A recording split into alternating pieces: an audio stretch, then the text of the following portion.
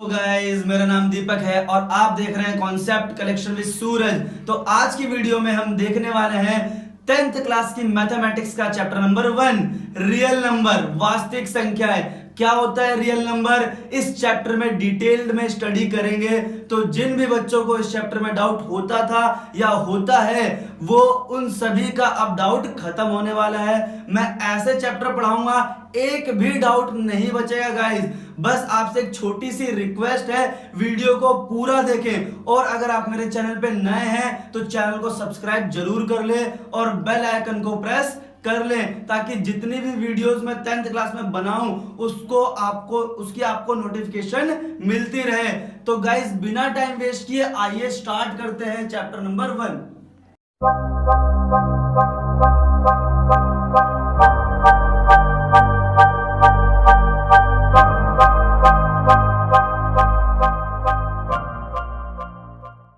इस चैप्टर को डिटेल में शुरू करने से पहले हमें कुछ बेसिक टर्म्स पता होने चाहिए या बोलूं टाइप्स ऑफ नंबर्स पता होने चाहिए। तो क्या है यहाँ पे देखते हैं। सबसे पहले नेचुरल नंबर, प्राकृतिक संख्याएं क्या होती हैं। प्राकृतिक संख्याएं वे संख्याएं होती हैं जो 1 से स्टार्ट होती है, जिन्हें हम काउंटिंग भी बोलते हैं। 1 2 3 अप टू इंफिनिटी, जहां तक भी हम बोले बिलियन ट्रिलियन। तो वो जितने भी नंबर है, अगर मैं बात करूं 1 2 3 4 डैश डैश डैश इनफाइनाइट, अनंत तक जाएं, तो ये जो नंबर्स हैं वो नेचुरल नंबर कहलाते हैं, जिन्हें हम काउंटिंग बोलते हैं। उसके बाद आता है हमारा होल नंबर, पूर्ण संख्याएं।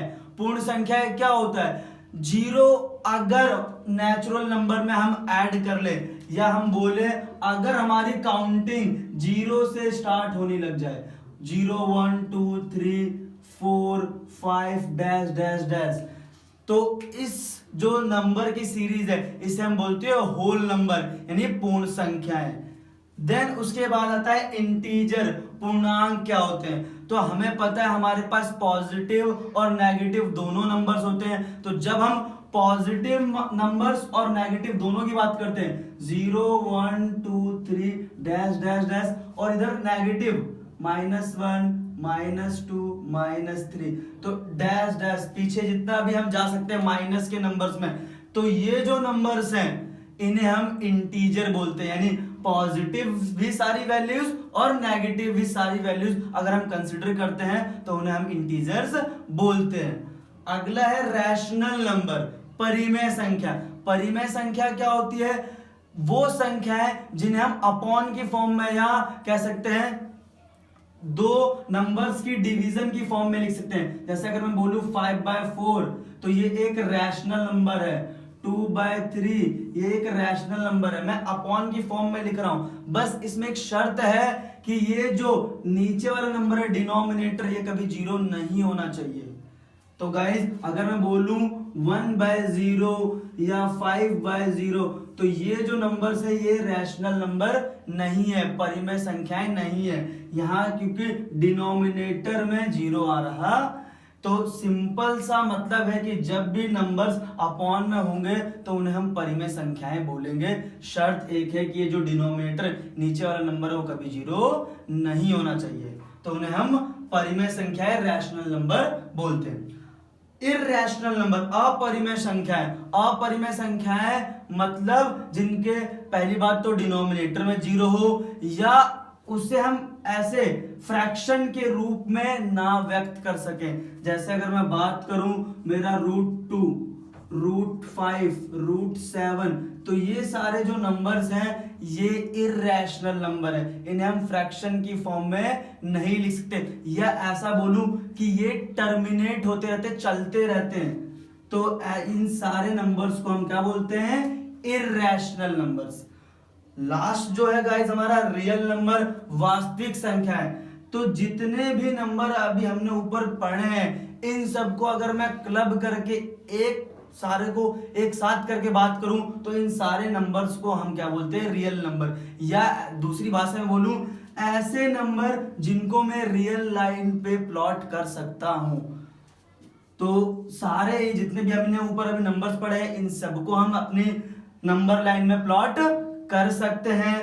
इधर सारी वैल्यूज माइनस की होंगी और इधर सारी वैल्यूज प्लस की होंगी। बीच में डेसिमल यानी फ्रैक्शंस के नंबर भी आएंगे, रूट वाले नंबर भी इस लाइन पे प्लॉट कर सकते हैं। यानी इस नंबर लाइन में जितने भी नंबर हम प्लॉट कर देते हैं वो सारे रियल नंबर होते हैं, और ऑलमोस्ट हम ये सारे नंबर इस पे प्लॉट कर देते हैं तो वो रियल नंबर होते हैं। यानी combination of all these number are known as real number. तो गाइस आई होप ये कॉन्सेप्ट आपको नंबर्स का क्लियर होना चाहिए या हो चुका होगा, तो हम चैप्टर के डिटेल में आगे पढ़ सकते हैं। तो इस चैप्टर का पहला टॉपिक है यूक्लिड विभाजन परिमेयिका, जिसे हम एल्गोरिथम भी बोलते हैं या लेमा भी बोल सकते हैं, यूक्लिड डिवीजन लेमा बोलते हैं। तो क्या है ये लेमा, क्या स्टेटमेंट है, क्या बताता है, तो देखते हैं जरा। If there are two positive integer A and B, यानी हमारे पास अगर दो पॉजिटिव इंटीजर यानी दो पूर्णांक है ए और बी, ए और बी अगर हमारे पास दो पूर्णांक है, और then there must exist two whole number, तो हमेशा दो पूर्ण संख्याएं Q और R एग्जिस्ट करेगी। और क्या condition satisfy with that satisfy this condition, ये कंडीशन सेटिस्फाई होगी। क्या है ये, A is equal to B Q plus R, और इसके साथ जो ये R है वो 0 और B से क्या होगा, दोनों के बीच में होगा, यानी 0 से बड़ा और B के बीच में होगा।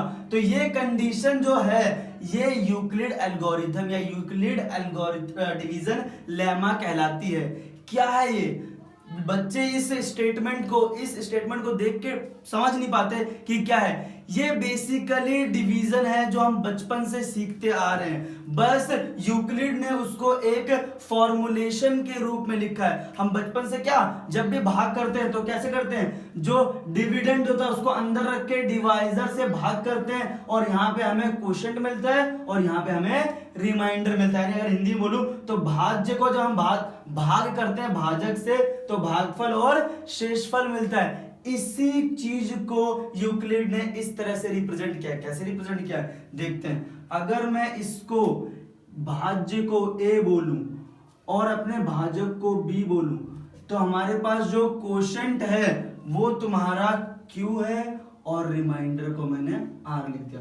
तो इसी चीज को जो हम डिवीजन सीखते आ रहे हैं बचपन से, उसी को यूक्लिड ने एक ऐसे फॉर्मूलेशन के तौर पे लिख दिया। और ये कंडीशन क्या कहती है, तो सिंपल सी कंडीशन है, हमें पता है जब भी हमारा जो R है वो B से छोटा होता है तो हम क्या करते हैं, डिवीजन को वहीं पे रोक देते हैं। तो ये भी सिंपल सी कंडीशन इसी से आ रही है, ज्यादा कुछ नहीं है इसमें। अगर मैं एक एग्जांपल के थ्रू मैं समझाता हूं कैसे यूक्लिड ने ये लेमा फॉर्म करी थी। अगर मैं 7 को 3 से डिवाइड करता हूं तो 3 2 6 और रिमाइंडर क्या बच गया 1, और रिमाइंडर हमारा डिवाइजर से छोटा है तो हम यहीं पे स्टॉप कर देंगे। तो मैं इसको कैसे रिप्रेजेंट कर सकता हूं, 7 इज इक्वल टू 3 इंटू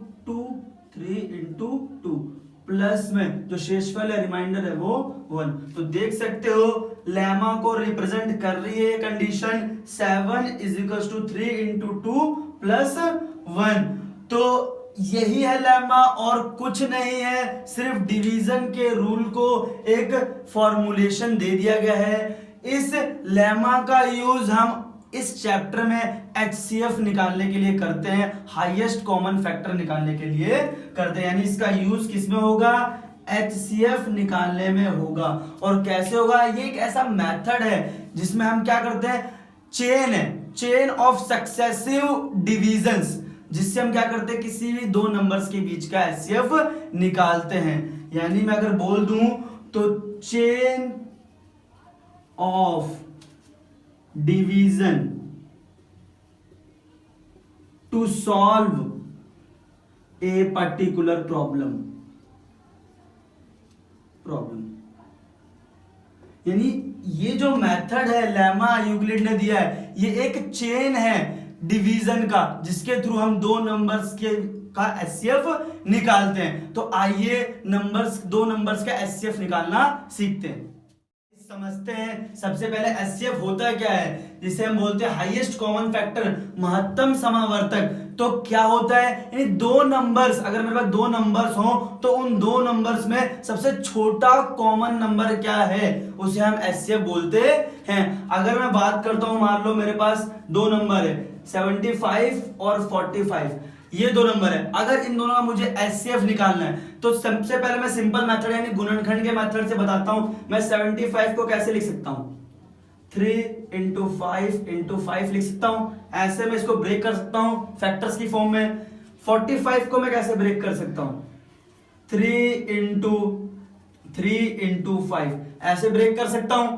तो अब इन दोनों में जो सबसे छोटा कॉमन फैक्टर है, दोनों में जो आ रहा है, एक 3 आ रहा है दोनों में और एक 5 आ रहा है। तो जो एचसीएफ होगा इन दोनों का, वो क्या होगा, 3 इंटू 5 15, यानी 15 जो है इन दोनों का क्या होगा, एचसीएफ होगा। मगर इसे हमने किस मेथड के थ्रू करा है, गुणनखंड मेथड से, गुणनखंड मेथड विधि, फैक्टराइजेशन मेथड से हमने ये एचसीएफ निकाला है। अब जो हमने यूक्लिड विभाजन एल्गोरिथम पढ़ा है, लेम्मा पढ़ा है, उसके थ्रू कैसे निकालेंगे इन दोनों नंबर का एचसीएफ, वो जरूरी है हमें सीखना। वो क्वेश्चन पेपर में जरूर आता है। तो देखे हमारे पास 75 और 45 है, इन दोनों का एचसीएफ निकालना। तो क्या करेंगे, लेमा पहले क्या बोलता है, लेमा की statement A is to B Q plus R, और आर की क्या शर्त है, 0 या 0 से बड़ा और b से छोटा। तो सबसे पहले क्या करना है, हमें डिवीजन का प्रोसेस करके दिखाना है थोड़ा सा साइड में।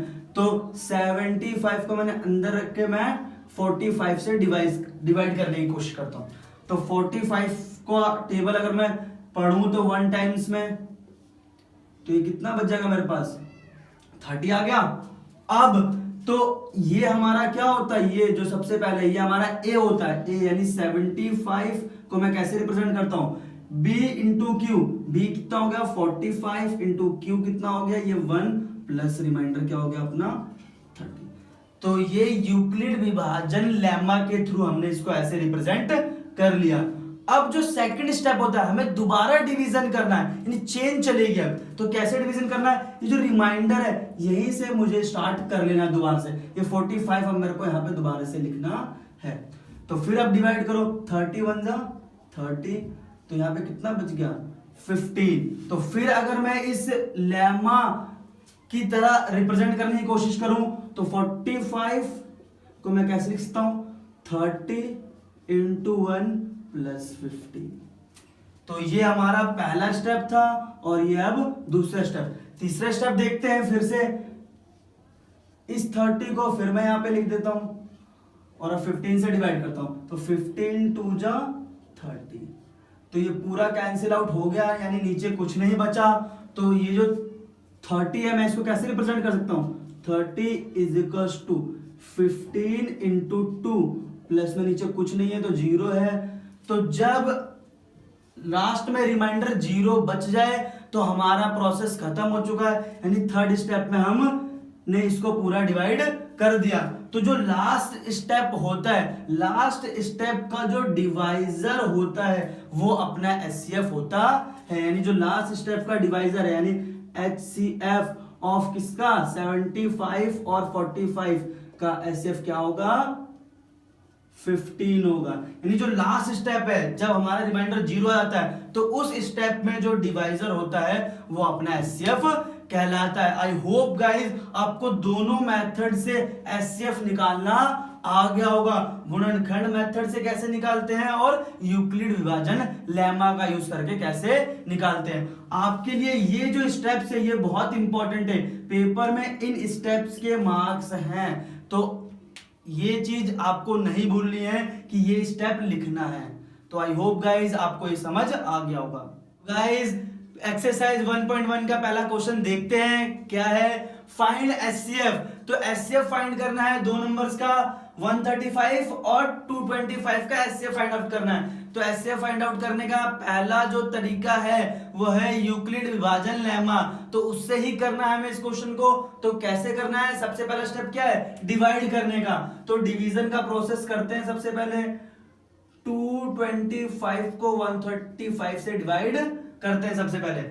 तो 1 के टेबल से कट जाएगा, यानी 135 1 जा 135,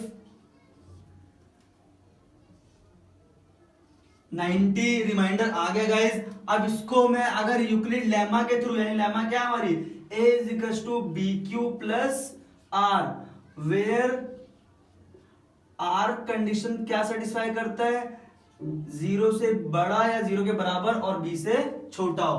तो इस फॉर्म में कैसे रिप्रेजेंट करेंगे इसको हम, 225 is equals to 135 multiply by 1 plus reminder 90। अब अगला स्टेप क्या है, फिर से हमें डिवीजन करनी है। मैंने पहले ही बताया हुआ है चेन ऑफ डिवीजन है, तो इस 135 को यहां पे लिख लिया। तो 90 का टेबल 1 टाइम्स में ये कट जाएगा, तो 5 और यहाँ पे 4, 45 बच गया रिमाइंडर। तो कैसे लिख सकते हैं हम 135 को, 90 इंटू 1 प्लस रिमाइंडर 45। तो हमने फिर से इसको लेमा की फॉर्म में रिप्रेजेंट कर दिया। नाउ अगेन डिवाइड करते हैं, तो ये 90 यहां पर, तो 45 को 2 टाइम्स में अगर मैं करूं तो ये 90 हो जाएगा और आंसर नीचे क्या आ जाएगा, 0। तो अब मैं इस 90 को कैसे रिप्रेजेंट कर सकता हूं, 90 is equal to 45 into 2 plus reminder क्या आ गया, 0। और जब रिमाइंडर 0 आ जाता है, तो जब जिस स्टेप में रिमाइंडर 0 आया उस स्टेप का डिवाइजर, यानी उस स्टेप का डिवाइजर हमारा क्या होता है, एचसीएफ होता है। तो एचसीएफ ऑफ 135 एंड 225 इज 45। तो हो गया गाइस, आई होप ये क्वेश्चन आपको क्लियर हो चुका होगा। एक अगला क्वेश्चन देखते हैं, 196 एंड 38220 का हमें एचसीएफ निकालना है। तो क्या करना है, सबसे पहले स्टेप में डिवाइड करना है। 38220 को 196 से डिवाइड करना है।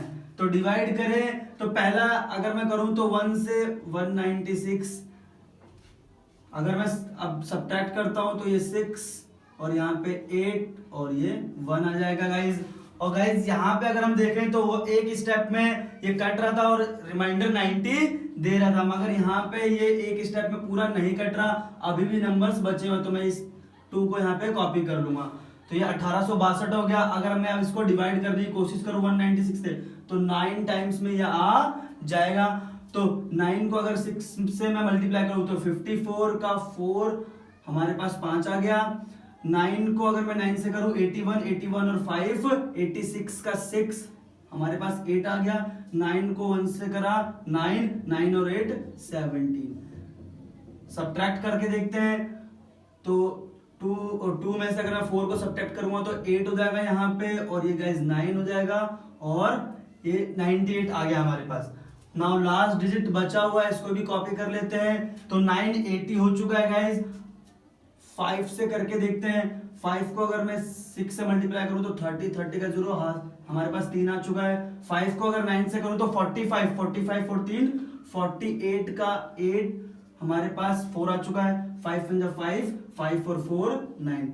तो गाइज ये पूरा कैंसिल आउट हो गया एक बार में ही, और हमारे पास यानी यहाँ पे शेषफल रिमाइंडर 0 आया है। तो अगर मैं इसको लेमा की फॉर्म में रिप्रेजेंट करने की कोशिश करूं, a is equal to B Q plus R की फॉर्म में रिप्रेजेंट करूं, तो मैं इसको कैसे रिप्रेजेंट कर सकता हूं, 38220 इज इक्वल टू बी क्या है हमारा 196, क्यू क्या है हमारा 195 प्लस रिमाइंडर क्या है हमारा 0। और जब भी मैंने बताया कि रिमाइंडर जिस स्टेप में आता है उस स्टेप का जो डिवाइजर होता है, डिवाइजर वो हमारा एचसीएफ होता है। तो इसका डिवाइजर क्या है 196। तो HCF ऑफ 196 38220 का जो HCF है वो कितना आ गया 196, यानी जो ये डिवाइजर है वही HCF होता है। तो आई होप गाइज ये दोनों क्वेश्चन आपको क्लियर हो चुका होगा। इसमें थर्ड पार्ट भी है, तो वो थर्ड पार्ट आप आसानी से कर सकते हैं। क्वेश्चन नंबर 2 देखते हैं। दर्शाइए कि कोई भी धनात्मक विषम पूर्णांक 6q + 1, 6q + 3 और 6q + 5 की फॉर्म में होता है। तो इस क्वेश्चन को हम सिंपल तरीके से करेंगे। हमने इससे पहले किया है यूक्लिड डिवीजन लेमा, उसी पर ये बेस्ड है। यूक्लिड डिवीजन लेमा का स्टेटमेंट क्या था? a = bq + r। इसमें हमें a और b पॉजिटिव इंटीजर गिवन था, यानी धनात्मक पूर्णांक दिया होता था, और q और r दो होल नंबर एग्जिस्ट करते थे, जहां r जो था उसकी एक शर्त थी कि वो 0 या 0 से बड़ा होगा और b से छोटा होगा, ये r की कंडीशन थी। तो इसी लेमा पे ये क्वेश्चन पूरी तरह से बेस्ड है। तो देखें, तो हमें क्या कह रहा है? धनात्मक पूर्णांक। तो हम धनात्मक पूर्णांक अपने आप से एक लेट कर लेते हैं, लेट पॉजिटिव इंटीजर बी ए। मैंने एक पॉजिटिव इंटीजर खुद से लेट करा ए। अब हमारे पास क्या दे रखा है? 6q + 1, 6q + 3 और 6q + 5। अगर मैं इन स्टेटमेंट्स को इस लेमा से कंपेयर करूं तो मेरे b की जो वैल्यू है वो क्या है? 6 है। और अगर मैं r की वैल्यू देखूं तो r की वैल्यू उसके अकॉर्डिंग क्या हो सकती है? हमारी r की वैल्यू हो सकती है 0, 1, 2, 3, 4 एंड 5। 6 नहीं हो सकती क्योंकि r की वैल्यू b से हमेशा छोटी होती है। तो ये यानी क्वेश्चन से हमें क्या पता चल गया? b की वैल्यू 6 एंड r की वैल्यू 0, 1, 2, 3, 4 एंड 5। तो अगर मैं इस लेमा पे पुटअप करूं तो मेरे पॉजिटिव इंटीजर क्या क्या बनेंगे? 6q + 0, अगला इंटीजर बनेगा 6q + 1, अगला बनेगा 6q + 2। मैं r की वैल्यू सब्स्टिट्यूट कर रहा हूं इसके अंदर। अगला इंटीजर होगा 6q + 3, अगला है 6q + 4 एंड फाइनली है 6q + 5। तो ये मेरे 6 पॉजिटिव इंटीजर्स फॉर्म होंगे। अब इन इंटीजर्स को ध्यान से देखो, ये टर्म सब में 6q, ये हमारा पॉजिटिव इंटीजर पहले से ही है। अब अगर हम पॉजिटिव इंटीजर में ऑड नंबर जोड़ेंगे तो ये ऑड पॉजिटिव इंटीजर हो जाएगा, जो हमें यहाँ पे चाहिए, पॉजिटिव ऑड इंटीजर। तो यानी ये एक पॉजिटिव ऑड इंटीजर है, एक ये पॉजिटिव ऑड इंटीजर है और एक ये पॉजिटिव ऑड इंटीजर है। तो हमारा क्वेश्चन यही था, सिंपल था कि हमें शो करना था कि जो पॉजिटिव ऑड इंटीजर होते हैं वो 6q + 1, 6q + 3 और 6q + 5 की फॉर्म में। तो यहाँ पे हमने शो कर दिया कि जो एक पॉजिटिव इंटीजर है, ए क्या है? एक पॉजिटिव इंटीजर मैंने लेट करा है, तो वो किसकी फॉर्म में? 6q + 1, 6q + 3 और 6q + 5 की फॉर्म में होता है। तो आई होप गाइस ये क्वेश्चन समझ आ। देखते हैं क्वेश्चन नंबर 3 क्या कह रहा है कि हमारे पास एक सेना है जिसके अंदर 616 सदस्य हैं और उनको 32 सदस्यों वाली आर्मी के बैंड के पीछे मार्च करना है। तो हमारे पास जो सेना है उसमें कितने सदस्य हैं? 616 और 32 सदस्य हैं। इनके पास बैंड है और इनके पीछे हमें मार्च करवाना है इन 616 बंदों को या सेना के बंदों को। तो कितने स्तंभ हम मैक्सिमम फॉर्म कर सकते हैं? तो यानी कॉलम्स की बात कर रहे हैं, मैक्सिमम कॉलम। तो मैक्सिमम कॉलम या हाईएस्ट वर्ड कब आता है? एचसीएफ में आता है। तो एचसीएफ इन दोनों का हमें निकालना है। तो यानी हमारा जो आंसर है वो क्या होगा? एचसीएफ ऑफ 616 और 32, यानी इन दोनों का जो एचसीएफ होगा वो अपना आंसर होगा। उतने ही मैक्सिमम नंबर ऑफ कॉलम्स हम जनरेट कर सकते हैं। तो कैसे फाइंड आउट करते हैं एचसीएफ? सिंपल मेथड है, 616 को मैं 32 से डिवाइड कर सकता हूँ। 1 टाइप में ये 32 होगा, फिर अगर मैं सब्ट्रैक्ट करता हूँ तो ये 9 और यहाँ पे 2, ये 6 बच गया, मैंने 6 कॉपी कर दिया। गाइस 9 टाइम्स में कट जाएगा तो ये 18, 1 27 और 1 28। तो इसको सब्ट्रैक्ट कर लेते हैं गाइस, तो ये 8 हो जाएगा और ये 0 और ये 0, यानी हमारे पास 8 बच गया। अब दोबारा इसी को प्रोसीड करते हैं डिवीजन मेथड को 32 अंदर लेके, तो 8 4 जा 32 कैंसिल आउट हो गया गाइस, 0 आ चुका है। तो अब इसको मैं यूक्लिड डिवीजन लेमा की फॉर्म में एक्सप्रेस अगर करने की कोशिश करूं तो 616 को मैं कैसे लिख सकता हूं, 32 इंटू 19 प्लस 8, 32 को यानी 32 को कैसे एक्सप्रेस कर सकता हूं मैं, 8 इंटू 4 प्लस 0। और मैंने बताया हुआ है लास्ट स्टेप में जो डिवाइजर होता है, यानी ये जो डिवाइजर है वो अपना HCF होता है। तो HCF अपने पास क्या आ गया गाइस, 616 और 32 का 8 आ गया। यानी मैक्सिमम नंबर ऑफ कॉलम्स हम कितने जनरेट कर सकते हैं, 8 कॉलम हम जनरेट कर सकते हैं, यानी अधिकतम 8 स्तंभ बना सकते हैं। देखते हैं क्या कह रहा है, यूक्लिड विभाजन परिमेयका का प्रयोग करके दर्शाइए कि धनात्मक पूर्णांक का वर्ग किसी पूर्णांक m के लिए 3m और 3m+1 की फॉर्म में होता है। तो गाइस हमें यूक्लिड डिवीजन लेमा का यूज करते हुए शो करना है पॉजिटिव इंटीजर का जो स्क्वायर है वो 3m और 3m+1 की फॉर्म में होता है। तो सबसे पहले गाइस हमें यूक्लिड डिवीजन लेमा की स्टेटमेंट पता होनी चाहिए, क्या है वो, a = bq + r, where r की जो कंडीशन है, यानी r की जो कंडीशन है वो क्या होती है, r जो है वो 0 या 0 से बड़ा होता है और b से छोटा होता है गाइस। तो सबसे पहले हमें इस लेमा की स्टेटमेंट पता होनी चाहिए, बहुत इंपॉर्टेंट है। देन उसके बाद क्या कह रहा है, धनात्मक पूर्णांक, तो हमारे पास एक धनात्मक पूर्णांक होना चाहिए। तो मैं लेट कर रहा हूं उसे, लेट पॉजिटिव इंटीजर बी ए, मैंने एक पॉजिटिव इंटीजर लेट कर लिया ए। तो अब अगर मैं इस लेमा को कंपेयर करूं 3m और 3m+1 से, तो मेरे पास b की जो वैल्यू आएगी वो क्या आएगी, 3 आएगी। और उसके अकॉर्डिंग इस कंडीशन से मैं r की वैल्यू फाइंड आउट कर सकता हूं। r की वैल्यू क्या क्या हो सकती है, 0 हो सकती है, 1 हो सकती है और 2 हो सकती है, 3 नहीं हो सकती, क्योंकि r की वैल्यू हमेशा b से क्या होती है, छोटी होती है। तो हमारे पास r की वैल्यू आ गई और b की वैल्यू आ गई। अब मैं a जो हमारा पॉजिटिव इंटीजर था a, तो a की वैल्यूज क्या क्या हो सकती है अगर मैं b की वैल्यू यहाँ पे और r की वैल्यू यहाँ पे सब्स्टिट्यूट करता हूं, तो a क्या क्या हो सकता है हमारा, तो पहला a क्या हो सकता है, 3q + 0, एक ये वैल्यू हो सकती है। दूसरी क्या हो सकती है गाइज, 3q + 1 हो सकती है गाइज। अगली क्या हो सकती है, 3q + 2 हो सकती है गाइज। ये 3 यानी ये 3 वैल्यूज एग्जिस्ट करती है हमारे पॉजिटिव इंटीजर की। बट हमें यहाँ पे बोल रहा है धनात्मक पूर्णांक का वर्ग, यानी पॉजिटिव इंटीजर का स्क्वायर लेना है गाइज। तो यहाँ पे मैं क्या करूंगा, दोनों साइड स्क्वायर कर दूंगा, यानी s कर दूंगा, बोथ साइड स्क्वायर कर दूंगा, इधर भी स्क्वायर और इधर भी स्क्वायर। तो इधर स्क्वायर करने से a का स्क्वायर हो जाएगा और इधर 0 का तो कोई मतलब नहीं, तो यानी 3q का स्क्वायर। तो गाइज a का स्क्वायर = इसको 9q का स्क्वायर लिख सकते हैं और इसको मैं ऐसे रिप्रेजेंट कर सकता हूं। तो a का स्क्वायर = गाइज मैं इसको ऐसे लिख सकता हूं 3 और इसको मैंने m लेट कर लिया, वेयर m = 3q का स्क्वायर। तो गाइज हम धनात्मक पूर्णांक के वर्ग को किसकी फॉर्म में रिप्रेजेंट कर दिया हमने, 3m की फॉर्म में, जो यहाँ पे इसने बोला था।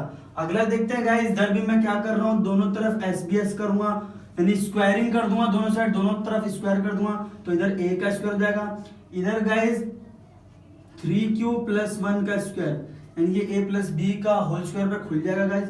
तो a का स्क्वायर = तो ये हो जाएगा 9q का स्क्वायर + 6q + 1, खोल सकते हैं गाइस आप आराम से a + b के होल स्क्वायर पे। तो a का स्क्वायर गाइस, इन दोनों में से मैं अगर मैं 3 को कॉमन ले लूं तो मेरे पास क्या बचेगा यहाँ पे, 3q का स्क्वायर + 2q, और ये वाला +1 मैंने ऐसे एज इट इज कॉपी कर लिया।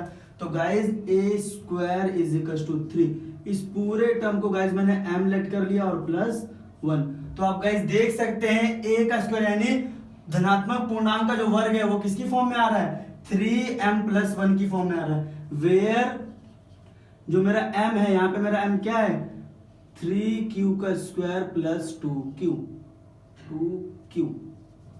तो गाइज आप यहाँ पे देख सकते हैं कि जो मैंने धनात्मक पूर्णांक लेट किया था उसका स्क्वायर 3m और 3m+1 की फॉर्म में होता है गाइज। थर्ड वाला हमें करने की जरूरत नहीं है, हमें 2 ही बोला था। अगर हमें आगे बोलता करने के लिए तो हम थर्ड वाले को भी आप कर सकते हैं, ज्यादा कुछ मुश्किल नहीं है, बस आपको ठीक से कॉमन लेना। फिफ्थ देखते हैं, क्वेश्चन नंबर 5 कह रहा है यूक्लिड विभाजन परिमेयका का प्रयोग करके दर्शाइए कि धनात्मक पूर्णांक का घन। अभी तक इससे पहले क्वेश्चन हमने वर्ग देखा था, यहाँ पे धनात्मक पूर्णांक का घन 9m 9m+1 या 9m+8 के रूप में होता है गाइस। तो सबसे पहले हमें यूक्लिड विभाजन परिमेयका की स्टेटमेंट पता होनी चाहिए, क्या है, a = bq + r, और r की कंडीशन क्या है गाइस, r 0 या 0 से बड़ा और b से छोटा होता है।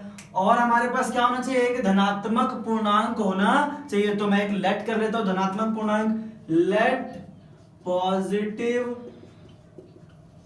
इंटीजर बी ए। मैंने एक पॉजिटिव इंटीजर ए लेट कर लिया है गाइस।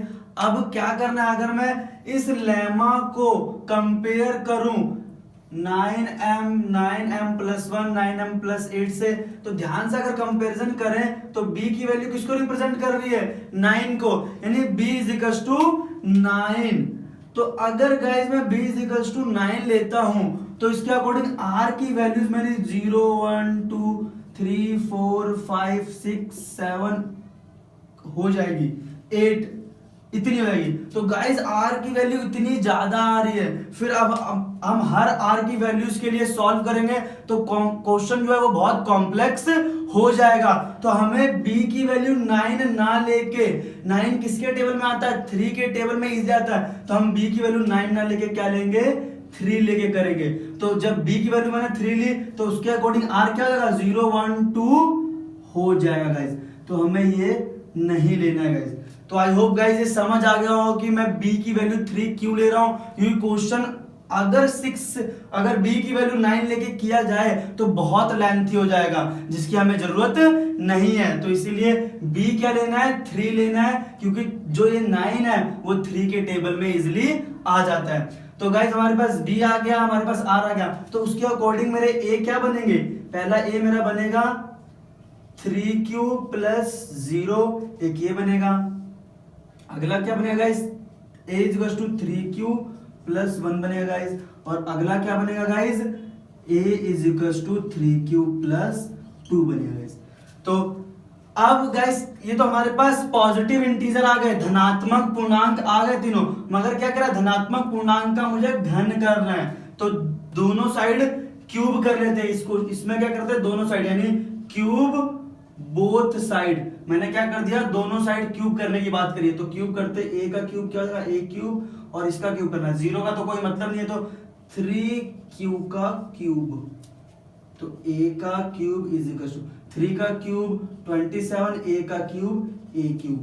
तो गाइस a क्यूब = 27 को 9 × 3 लिख सकता हूं गाइस, और ये q का क्यूब। तो गाइस a की क्यूब = 9, और गाइस मैं इसको m बोल सकता हूं, तो वेयर m = 3q का क्यूब। तो गाइस हमने पॉजिटिव इंटीजर यानी धनात्मक पूर्णांक के घन को, क्यूब को 9m की फॉर्म में रिप्रेजेंट कर दिया गाइस।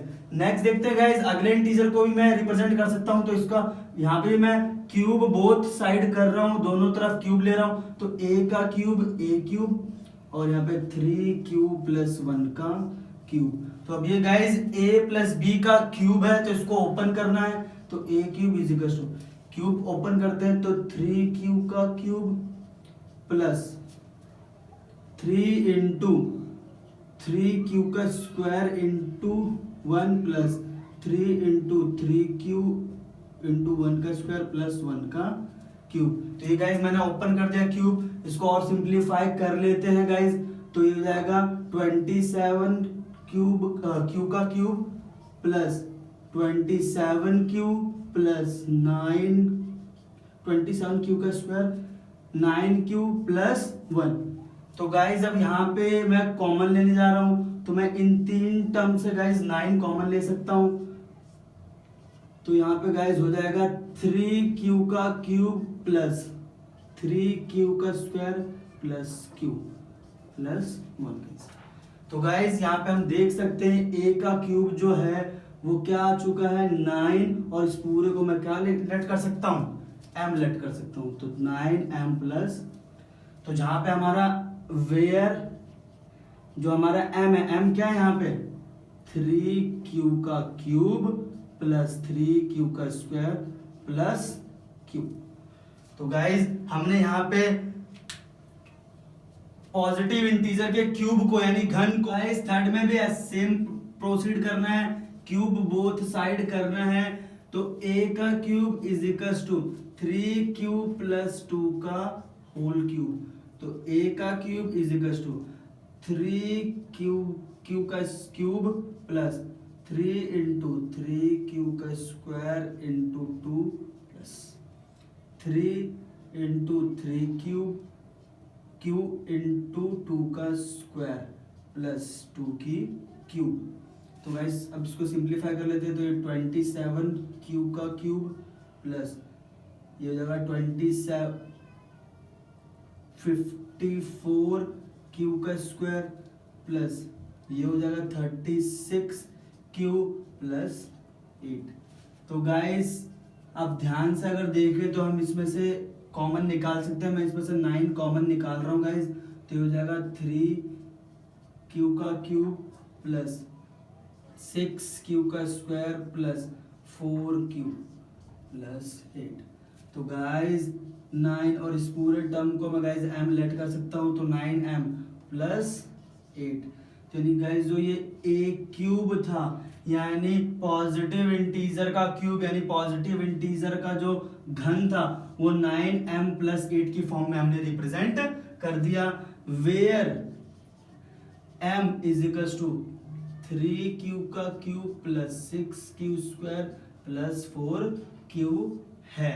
तो गाइज आई होप ये क्वेश्चन आपको समझ आ रहा होगा कि कैसे हमें क्यूब करना है और कॉमन निकालना है और फिर इनकी फॉर्म में हमें रिप्रेजेंट कर देना है। तो गाइज बहुत इंपॉर्टेंट क्वेश्चन है, बहुत बार आया हुआ है एग्जाम में, तो एग्जाम पॉइंट ऑफ व्यू से बहुत ज्यादा इंपॉर्टेंट क्वेश्चन है। तो आप ज्यादा से ज्यादा इसकी प्रैक्टिस करें। तो हम इससे नेक्स्ट वाली वीडियो में एक्सरसाइज 1.2 के क्वेश्चन सॉल्व करेंगे। तो आई होप गाइज अगर आपको ये वीडियो अच्छी लगी हो तो वीडियो को लाइक कर दें, और अगर आप मेरे चैनल पे नए हैं तो चैनल को सब्सक्राइब जरूर करें। और कोई भी डाउट हो क्वेश्चन से रिलेटेड